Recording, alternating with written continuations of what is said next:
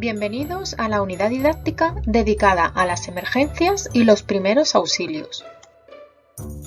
En esta unidad vamos a hablar del plan de autoprotección, del plan de emergencias y evacuación, la clasificación de las emergencias, el equipo de emergencias, las actuaciones en caso de emergencia y de la evacuación. Smithers, café. Necesitamos algo de emoción aquí. ¿Damas chinas o nacionales, señor? No, algo divertido, algo que disfrutemos como un simulacro. ¿Pero de qué tipo? Alerta de fusión, simulacro frenesí, ataque venusino. No, creo que un incendio tradicional estaría bien. Listo, maíz tostado. Oye, es la alarma de incendio. ¡Salgamos de aquí! ¡Espérenme! ¡Llénate, llénate! ¡Fuera de mi cráneo! ¡Ay!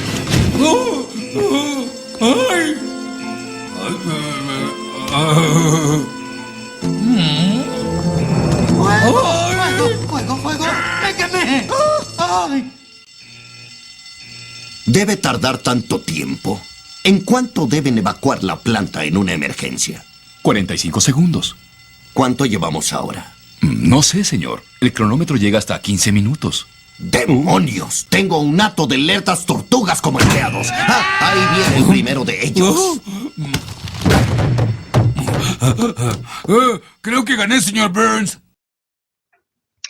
Como ya sabemos, el empresario es el responsable de adoptar las medidas necesarias para actuar ante una emergencia que se presente, ya que entre los principios de la acción preventiva se encuentra el de evitar los riesgos.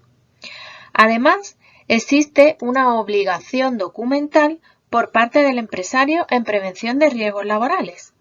Uno de los documentos que debe realizar el empresario es el plan de prevención, que ya hemos visto en unidades anteriores. En esta unidad veremos dos documentos más. Por un lado, el plan de autoprotección, por otro, el plan de emergencias y evacuación. El plan de autoprotección es obligatorio para aquellas empresas que desarrollen las actividades incluidas en el anexo 1 del Real Decreto 393 del 2007. El documento en el que se refleja el plan aborda la identificación y evaluación de los riesgos, las acciones y medidas necesarias para la prevención y el control de los riesgos, así como las medidas de protección y otras actuaciones que se deban de adoptar en caso de emergencia. El plan de autoprotección incluye el plan de emergencias y de evacuación. Por otro lado, en aquellos centros cuya actividad no esté sujeta a la realización de un plan de autoprotección, es decir, aquellas empresas que se dediquen a actividades diferentes a las incluidas en el anexo 1 del Real Decreto 393 del 2007, están obligadas a realizar un plan de emergencias y evacuación. El contenido del plan de autoprotección es muy amplio y muy técnico, por lo que nos vamos a centrar solo en el contenido del plan de emergencias y de evacuación. Este consta de tres partes. Posibles emergencias en las empresas, es decir, analizar qué posibles situaciones de emergencia puede darse en la empresa, según el tipo de actividad, los materiales y las maquinarias que se utilizan, sus instalaciones, la ubicación.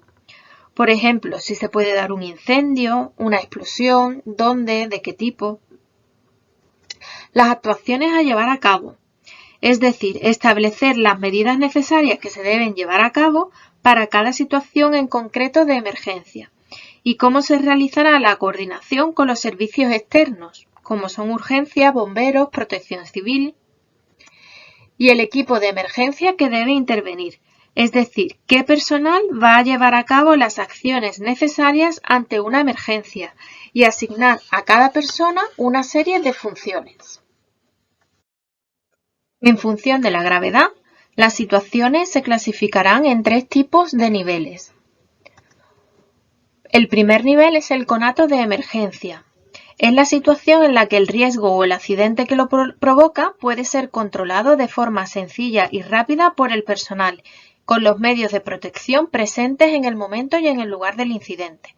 Por ejemplo, el incendio en una papelera, que puede ser sofocado rápidamente por el personal con la ayuda de un extintor presente en la sala. En el nivel 2 tenemos la emergencia parcial o local. Es la situación en la que el riesgo o el accidente requiere la intervención de los equipos designados e instruidos expresamente para ello.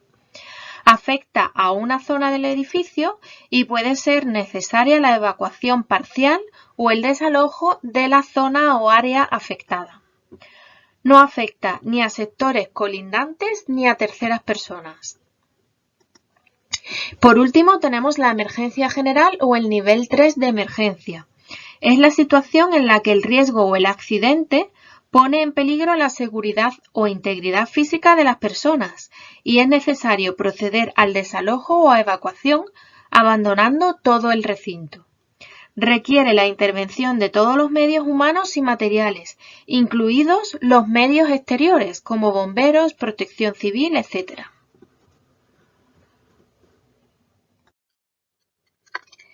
El plan de emergencias debe de identificar a las personas y los equipos responsables de actuar en caso de emergencia y especificar sus funciones, así como designar un encargado de la puesta en marcha de todo el plan de emergencias.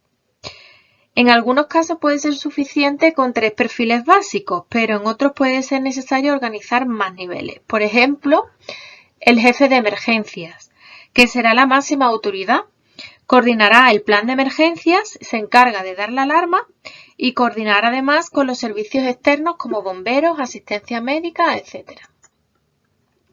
Luego viene el jefe de intervención, coordina los equipos de emergencia. Los equipos de emergencia están formados por los equipos de alarma y de evacuación. Su misión fundamental va a ser dar la alarma, preparar y dirigir la evacuación, verificando que nadie se haya quedado sin evacuar y controlar a todos los evacuados en los puntos de reunión.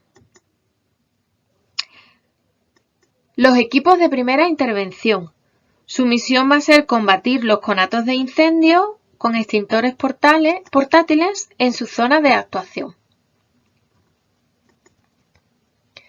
Los equipos de segunda intervención van a ser aquellos que, cuando el equipo de primera intervención no pueda por sí mismo controlar la situación, prestarán su apoyo y utilizarán los medios de las zonas colindantes. También van a colaborar con los servicios externos.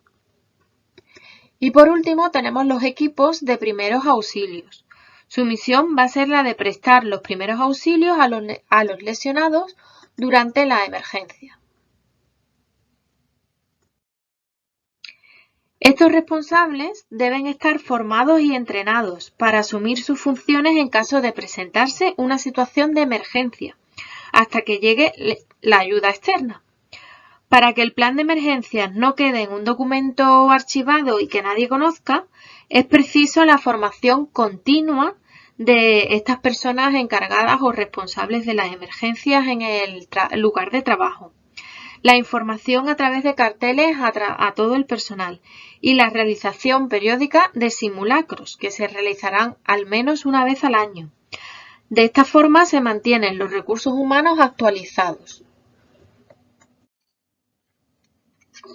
Ante una situación de emergencia, las personas responsables deben desarrollar una serie de acciones que se pueden clasificar en 3 tipos. Por un lado tenemos las actuaciones de alerta y de alarma. La alerta implica la llamada de atención para la actuación en un área concreta, mientras que la alarma es la señal generalizada para todas las personas del centro, así como la evacuación de las zonas de peligro. Tanto la alerta como la alarma se transmiten por medios técnicos, por ejemplo una alarma sonora, o por el personal asignado. Como hemos dicho, le corresponde al jefe de emergencia dar la alarma, así como comunicar el aviso de emergencias a las ayudas externas, como bomberos, protección civil. Los equipos de alarma y de evacuación se encargan de transmitir las instrucciones oportunas al resto de trabajadores. Otro tipo de actuaciones son las actuaciones de intervención. En este tipo de actuaciones intervienen tanto los equipos de primera como de segunda intervención, así como los de los primeros auxilios. Cada equipo se dedicará a sus funciones asignadas, unos intentando controlar y sofocar la emergencia, por ejemplo ante un incendio, y otros asistiendo a los heridos. Y otro tipo de actuaciones ante una emergencia son las actuaciones de evacuación, las cuales corresponden nuevamente al equipo de alarma y evacuación. Indicarán al resto de trabajadores las instrucciones de evacuación, los puntos de reunión, el recorrido y las prohibiciones durante la misma, por ejemplo, no utilizar ascensores, no intentar volver, no correr. Una vez dada la orden de evacuación, se deben de seguir una serie de pautas. La primera de ellas será transmitir la alarma al personal de la empresa. Habrá que seguir las indicaciones del personal de evacuación y abandonar todo lo que se esté haciendo sin demorarse en recoger las pertenencias. Evacuar el edificio por las vías y salidas de evacuación y siguiendo las señalizaciones. Salir rápido y sin correr y en caso de humo protegerse la nariz y la boca con un pañuelo o similar y salir gateando. No se debe utilizar los ascensores en caso de incendio y dirigirse al punto de encuentro establecido.